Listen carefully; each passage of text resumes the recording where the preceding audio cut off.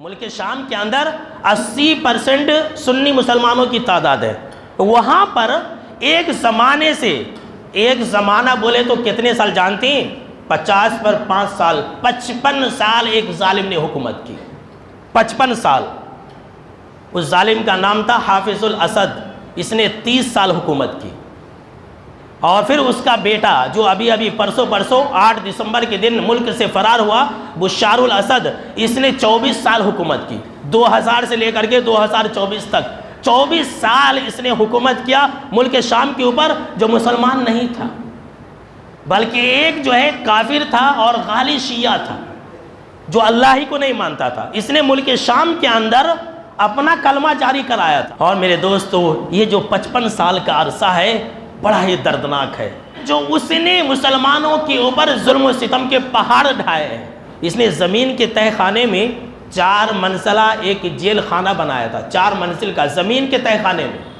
وہاں پر سنیوں کو قید کیا جاتا تھا، سنی مسلمانوں کو، جسے مذبح خانہ کہا گیا. المذبح یعنی کہ ذبح ہونے کی جگہ، یا سرخ جیل کہا گیا. اس باپ بیٹے نے سنی مسلمانوں کے اوپر ایسا ظلم ڈھایا ہے. سن لیجیے، 55 سال میں ایسا ظلم ڈھایا ہے کہ کسی کافر نے بھی مسلمانوں کے اوپر ویسا ظلم نہیں ڈھایا ہے.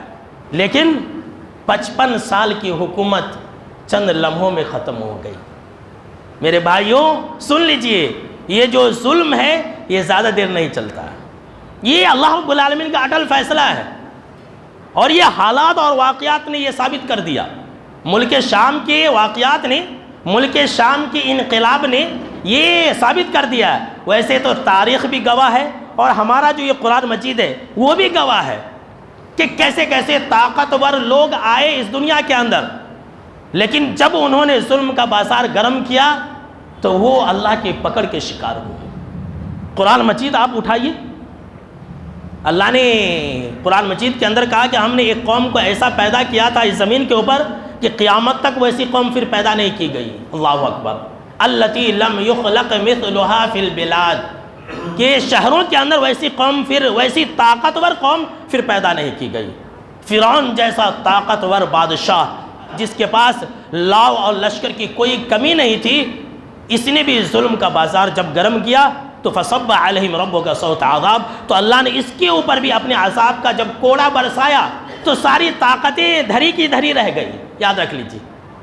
اب اس نے 55 سال تک بشار الاسد نے ظلم ڈھائے. اس کے پاس کیسی کیسی طاقتیں نہیں تھیں.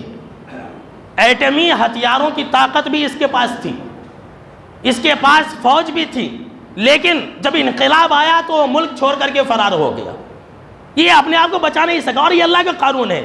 اللہ ظالموں کو ڈھیل دیتا ہے، لیکن جب اس کی پکڑ کرتا ہے نا تو وہ ساری طاقتیں دھری کی دھری رہ جاتی ہے. ساری چالاکیاں اور عقل مندیاں سب بیکار ہو جاتی ہے.